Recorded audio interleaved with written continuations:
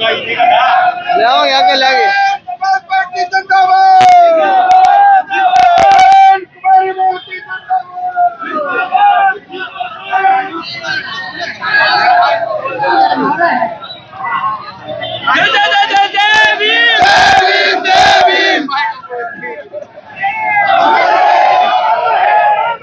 भाई संविधान खत्म। SC/ST जिंदाबाद जिंदाबाद जिंदाबाद SC/ST जिंदाबाद जिंदाबाद जिंदाबाद SC/ST जिंदाबाद।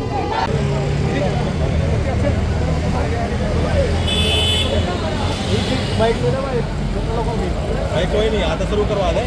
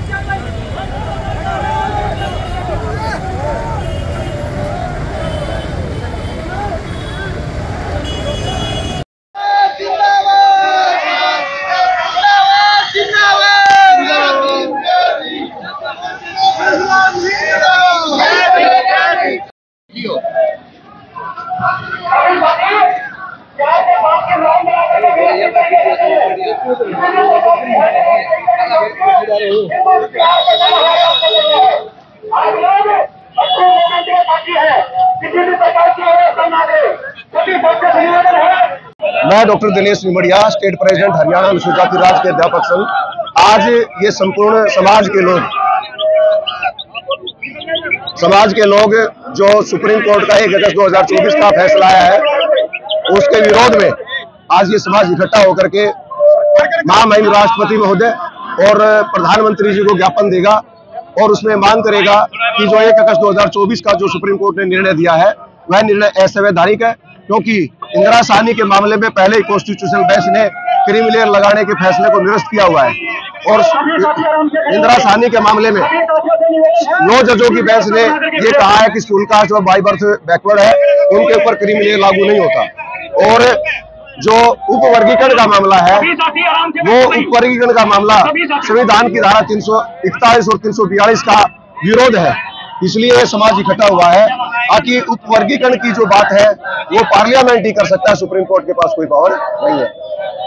तो आज जो वर्गीकरण का जो फैसला आया है, इसमें जो एससी समाज के लोगों को अलग किया गया है, समाज को अलग किया गया है, कैसे वर्गीकरण? वो चमार और उससे संबंधित जातियों को छोड़ करके 36 जातियों को अलग से जो है ना रिजर्वेशन देने का काम किया है, जो कि ये हम मानते हैं कि असंवैधानिक है।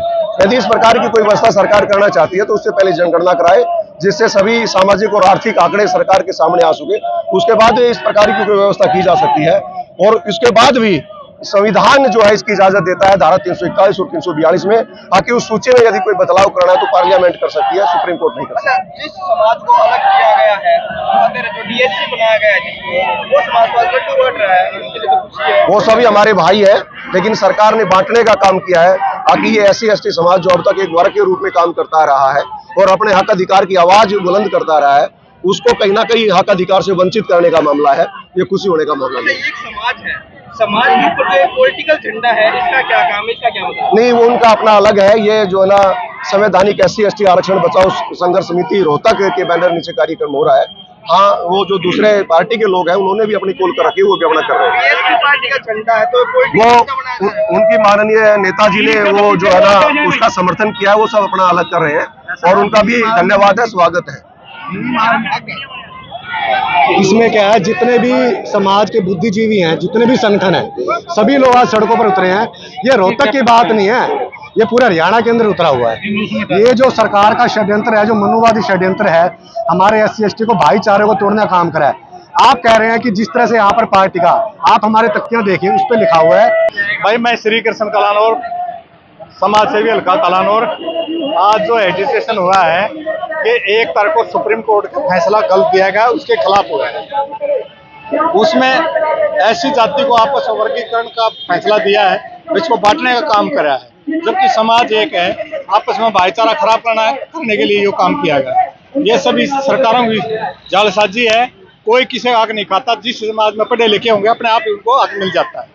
इवन उन्होंने जो प्रोग्राम किया है भाई पोस्ट निकाल देंगे, आगे जो सभी समाज का उस पर लिख देंगे नॉट स्टेबल कैंडिडेट, और जर्नल में पोस्ट भरी जाएगी, फिर रह जाएंगे ऐसे कैसे जैसे थे वैसे। कौन से समाज को अलग किया गया?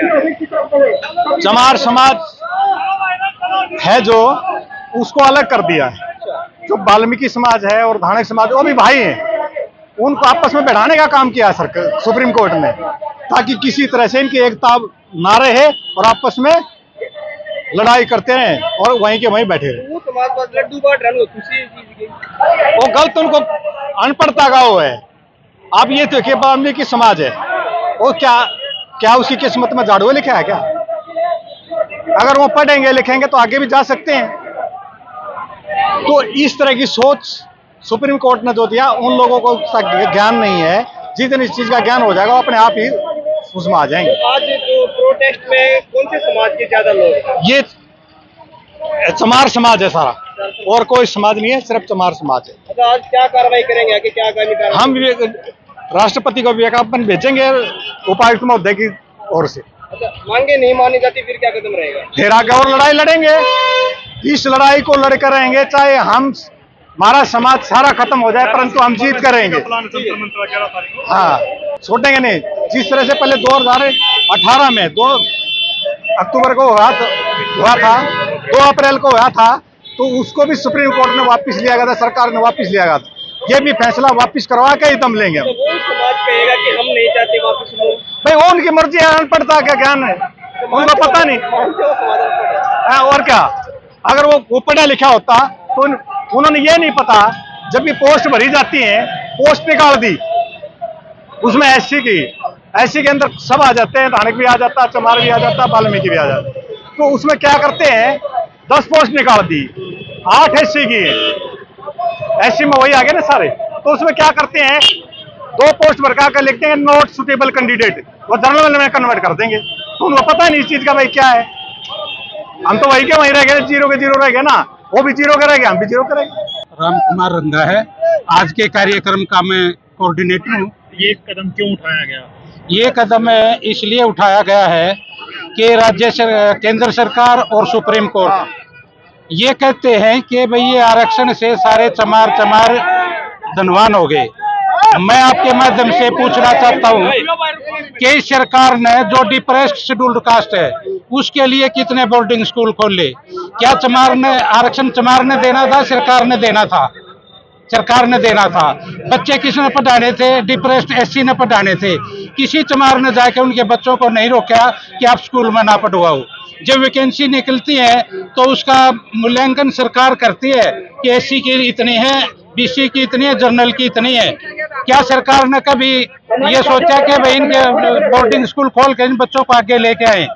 पहली प्लान में मनोहर लाल खट्टर मुख्यमंत्री थे, मैं ऑल हरियाणा एम्प्लॉइज फेडरेशन के स्टेट प्रेसिडेंट के नाते उनसे मिला था और मैंने अपने लेटर पैड पर लिख के दिया था कि जितना बैकलॉग है आप ए वालों को दे दो, हमें कोई एतराज नहीं।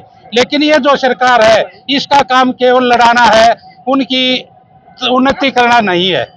जैसे बिल्ली, 2 बिल्ली और 1 बंदर था, वो कहानी इस पर खरी उतरती है। किसी भी सरकार ने वो 1947-48 से लेकर जब से देश आजाद हुआ 1952 में हमारी पहली बार सरकार बनी प्रजातंत्र की, किसी भी सरकार ने वंचित शेड्यूल्ड कास्ट के लिए एक भी स्कूल नहीं खोला, कभी स्पेशल ड्राइव नहीं किया, कभी इनके मोहल्ले में नहीं गए अपने बच्चों को पढ़ाओ। तो चमार कैसे खा गया? आगे क्या कदम उठाएंगे? आगे हम ये कदम उठाएंगे, अपने भाइयों को भी समझाएंगे और हम इसको कुठारा का जो हुआ है संविधान पर इसको हम रोकेंगे और पूरे देश में आंदोलन चलाएंगे।